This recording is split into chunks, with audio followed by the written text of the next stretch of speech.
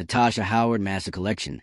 Natasha Howard shot just 18% from beyond the arc last season, a stat that quietly wrecked the Indiana Fever's offensive spacing. For a team built around Caitlin Clark's generational passing and deep-range gravity, Howard's inability to stretch the floor turned into a persistent drag on team efficiency. Her drive-heavy game and mid-range tendencies clashed with the pace and space style Clark thrives in. Despite Howard's leadership and reliability, the mismatch in playing styles created structural friction that the Fever never resolved. It wasn't about effort. It was about... If you're here for the real story and not the filtered version, subscribe. And if you're sticking around for the next meltdown, you better definitely subscribe. Ezra Stevens' Master Collection. What this reveals is a sobering truth for any front office. Leadership and experience can't mask tactical misalignment. The Fever don't just need talented players. They need ones who amplify Clark's strengths. Howard's presence, while respectable, limited that possibility. The path forward has to be bold, focusing on players like Ezra Stevens who bring modern versatility, spacing, and rim protection. Building around Clark isn't optional. It's the organization's obligation. And re-signing a player who undercuts that vision would be more than a missed opportunity. It would be a critical misstep. Caitlin Clark has already proven she's a generational talent. She's the kind of player franchises build around. The engine, the identity, the entire blueprint. So when the Indiana Fever brought in veteran forward Natasha Howard, expectations were clear. This roster needed to complement Clark, not compete with her. But what followed wasn't synergy, it was friction. And now, as the front office faces decisions that could define the franchise's future, one thing is obvious. Keeping Howard on this roster would be a step in the wrong direction. Howard is no stranger to the league. She's a 3-time champion, a seasoned professional, and one of the more durable players you could ask for in a physically demanding position. But here's the problem. The accolades didn't translate into effective production within the system. The issue wasn't effort or leadership. It was fit.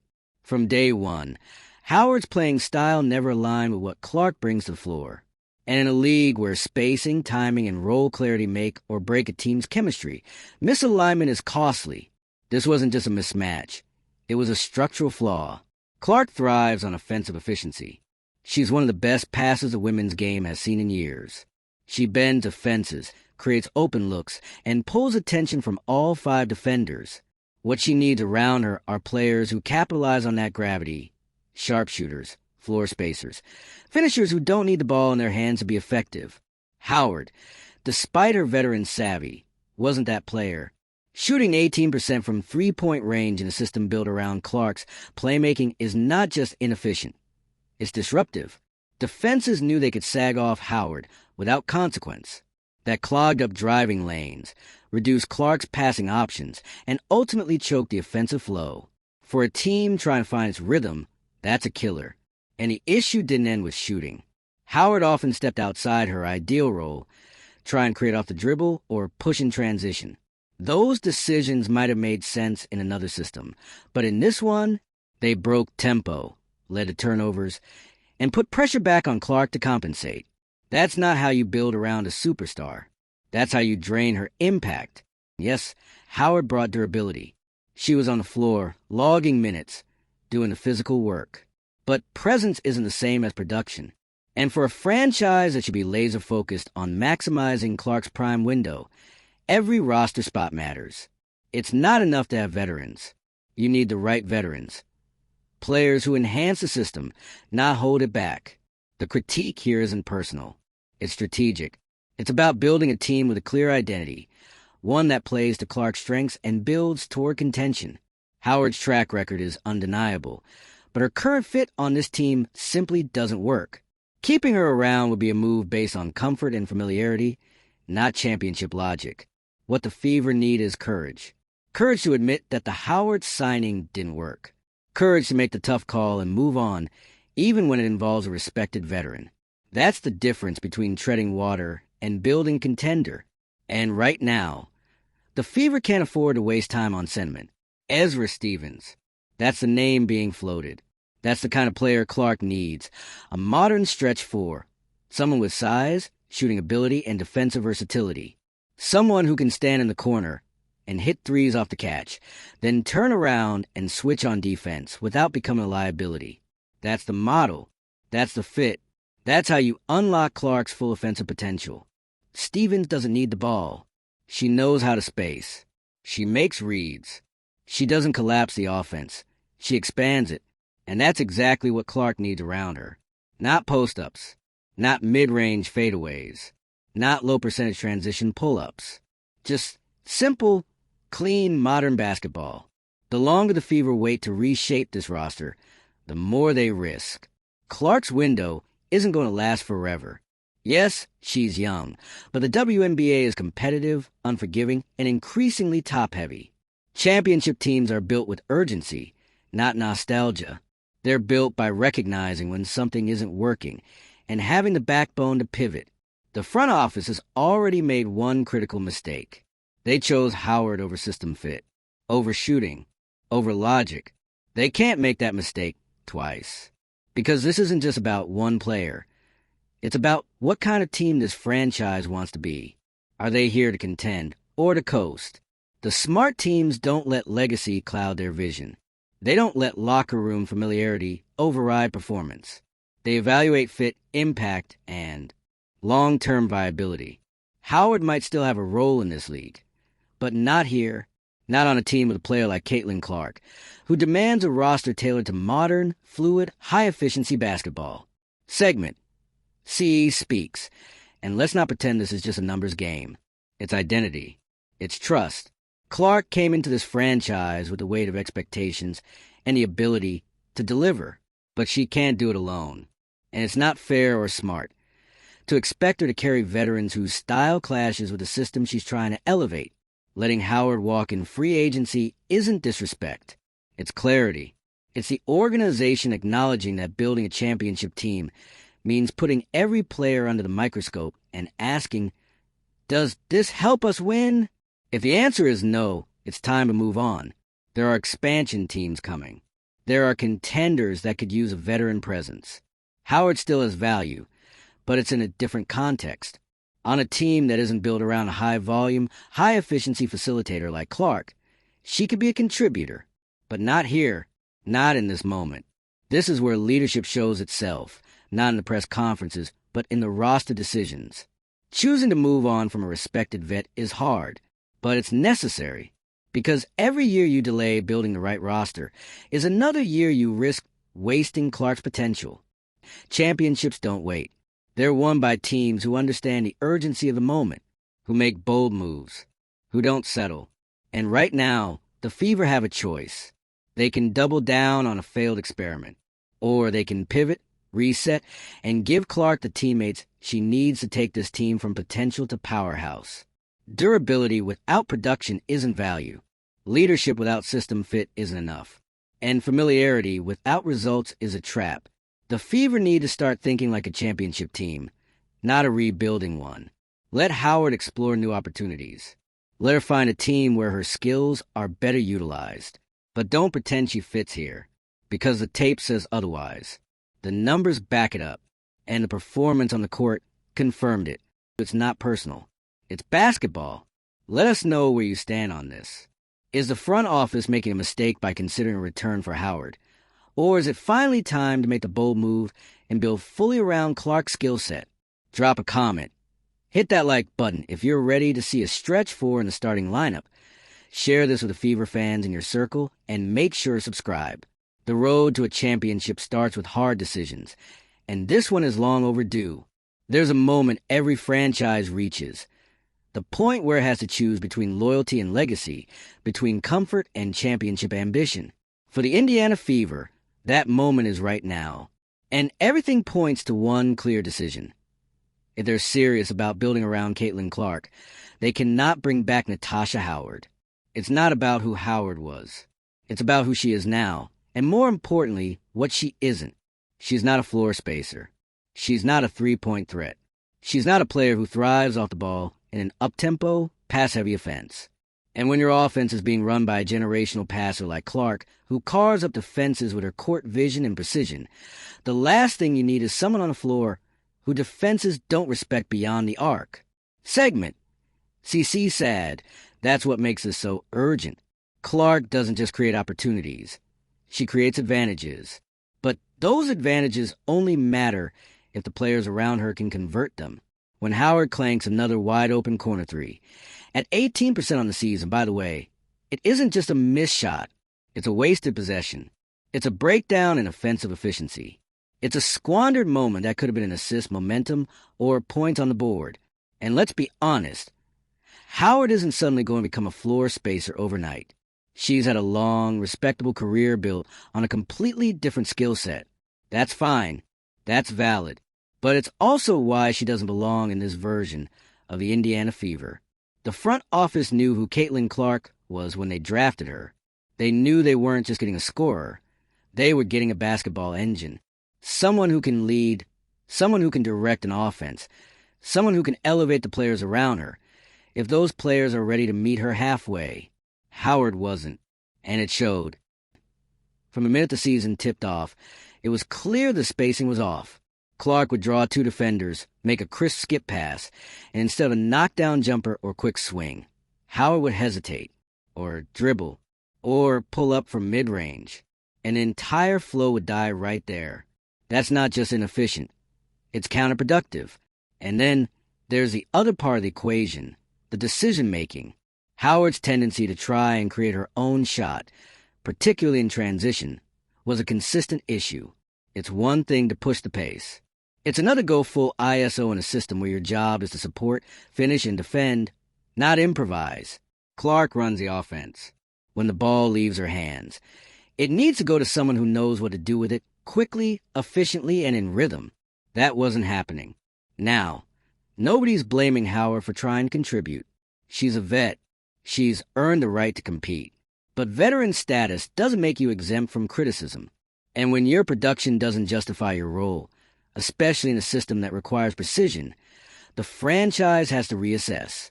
Keeping a player like Howard around just because she's experienced is how teams end up spinning their wheels for years. This is where courage comes in, the kind that championship organizations are built on, because letting go of a respected vet isn't easy. It comes with headlines, uncomfortable conversations, maybe even some fan blowback. But holding on to a player who actively stifles the growth of your franchise cornerstone, that's worse. That's not just playing it safe. That's Ezra Stevens' master collection. Every season that goes by without maximizing Clark's talent is a missed opportunity. Her window is now. The team needs to be built for her, around her, and with her. That means putting shooters in the corners, mobile defenders at the 4 and 5, and players who know how to finish without killing the play flow. That's why someone like Ezra Stevens isn't just a good idea. She's essential. Stevens gives you length, shooting, and switchability. She plays within a system. She knows how to space the floor, how to catch and shoot, how to operate as a secondary rim protector without demanding post touches or slowing down the pace. She's the kind of player who amplifies a star point guard, not competes with her, not crowds her, not confuses the offense. That's what Clark needs. That's what this team, Natasha Howard Master Collection, Howard, for all her leadership and effort, doesn't check those boxes anymore. And pretending she does is only delaying the inevitable. The front office made a calculated bet when they signed her, and they lost. Now they have a chance to pivot. But if they double down on that mistake, that's when it becomes a pattern. And here's the real kicker. This isn't about disrespect. Letting Howard walk isn't about diminishing what she's done. It's about being honest about what she can do moving forward. The league is evolving. The pace is faster. The spacing is more demanding. The three-point shot isn't optional. It's foundational. And Howard's game simply hasn't evolved in a way that makes her a valuable piece next to Clark. There's no shame in that. There's just reality.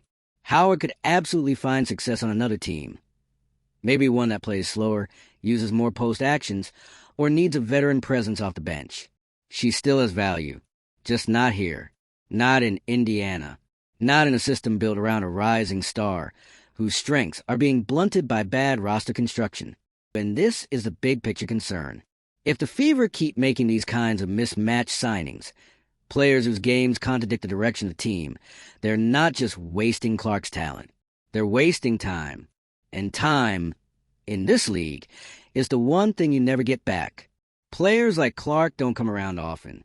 Players who can transform a franchise, boost ratings, move merchandise, and bring national attention with every no-look pass. She's a walking highlight reel, a leadership presence, and a tactical mastermind. The organization owes it to her and to itself to give her the tools to succeed. And those tools don't include an 18% three-point shooter who struggles to make quick decisions.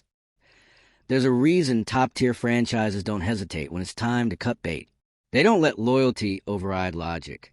They look at production, fit, and upside, and they make the call. Because building a championship team isn't about comfort, it's about clarity. Clark is the future. The front office has one job now: build a team that fits her game. Surround her with size, shooting athleticism, and basketball IQ. Let go of the mismatches. Let go of the, but she's a vet thinking. That kind of hesitation is how you lose seasons. And stars. So, Indiana, the decision is clear. Don't re-sign Natasha Howard. Move forward. Move smarter. And build a team worthy of the talent you've been given. The Indiana Fever are staring down the most critical offseason in recent franchise history. And no, that's not hyperbole. Because when you have Caitlin Clark, you're not just trying to stay competitive. You're trying to build a championship window from day one. And any move that doesn't aggressively push toward that goal, it's a step in the wrong direction. Which is exactly what bringing back Natasha Howard would be. This isn't about disrespect. It's not about rewriting her resume or ignoring her career. Howard's a 3-time WNBA champion. She's played meaningful minutes in the postseason. She's done the work. But her style, her tendencies, and her production do not line up with what this team needs in the Clark era. Because when you break it all down, it's about fit. Fit is everything. Clark isn't just a shooter. She's not just a scorer. She's a playmaker in the purest sense. Someone who sees the floor like a chessboard, who manipulates defenses with her eyes, who needs her teammates to read and react on her level. And what she got, all too often, was hesitation, bad spacing, a missed opportunity. Clark would create an opening, whip a pass across the court, and instead of a clean catch-and-shoot three, she'd get a contested mid-range shot or a drive into traffic. And when those moments repeat themselves, it chips away at everything: momentum, rhythm, and team trust. That's not on Clark. That's on the roster. Howard, specifically, became a glaring issue. Her 18% from deep wasn't just a cold stretch. It was a liability. Opposing defenses didn't have to guard her at the perimeter. They dropped back, clogged the lane, and dare her to shoot. And when she did, it rarely worked in the Fever's favor. It's not just about numbers. It's about how those numbers affect everyone else on the court. Clark's passing lanes got tighter. Her drives were harder. The entire offense got slower. Because when a player can't space the floor, it has a domino effect. You don't just lose a scoring threat. You lose flow. You lose time. And in the modern WNBA, where the pace is faster and the talent deeper than ever, you can't afford those gaps. Then there's the issue of decision-making. Howard tried to play like the primary option too often, whether it was bringing the ball up the floor in transition or taking early, contested shots. Her instincts just didn't align with the system. And Clark? She's a system. Everything has to orbit around her strengths. That's not ego. That's not hype. That's reality. You don't draft a generational point guard and then ask her to adjust to players who don't fit. You build everything around her, period. And that includes the front court. This is why Ezra Stevens has been name-dropped so often, because she represents the exact opposite of the Howard problem. She stretches the floor. She moves well. She defends in space. She gives you lineup versatility. And most importantly, she doesn't need to be the star to make a star shine brighter. That's the kind of teammate Clark needs. Stevens fits the modern prototype: long, mobile, unselfish. She gives you offense without hijacking possessions. She gives you defense without sacrificing speed. She doesn't crowd the lane. She opens it up. And if the Fever are serious about winning, not just improving, winning, they have to make moves like that. But here's the truth. Moving on from a veteran like Howard takes guts. And not every front office has that kind of backbone. It's easier to keep things stable. To say, well, she's been solid. To convince yourself that durability equals value. But in this case, it doesn't. Howard was available. She played minutes. But she didn't deliver what the team needed. And that's the only stat that should matter. This franchise is on the edge of something real. Clark brings that kind of gravitational pull. She's not just attracting fans, she's attracting expectations. And with those expectations comes pressure. Pressure to upgrade. Pressure to adapt. Pressure to stop playing it safe. Because if the Fever can't build the right supporting cast now, they risk wasting the most exciting player to enter the league in years. And fans? They won't wait forever. The league won't wait. The moment is now. Bringing Howard back would send the wrong message. That comfort still matters more than competitiveness. That the front office is afraid to make the hard call. That being good enough is still acceptable. And in the Caitlin Clark era, that's just not going to fly. Championship teams aren't afraid to pivot. They don't double down on mistakes just to save face. They make the cuts. They upgrade. They get uncomfortable. Because that's what it takes. Howard's contributions are respected, but they've run their course here. It's time for Indiana to take a hard look at what they're building and admit what everyone already sees. Clark deserves better spacing, smarter movement, and more compatible teammates. She deserves a front-court partner who doesn't kill the offense with bad shots or shrink the floor. She deserves a team that reflects her potential. That team doesn't include Natasha Howard. So now the question isn't should they move on? It's do they have the guts to? If you're tired of seeing Clark do everything and still fall short because of poor roster construction, speak up in the comments. Do you think the front office has the vision to build around her properly? Or are they stuck in the past? Try and make outdated fits work? Hit that like button. Share this with your fellow Fever fans and subscribe. Because if the Fever want to win, the decisions they make this offseason will say everything.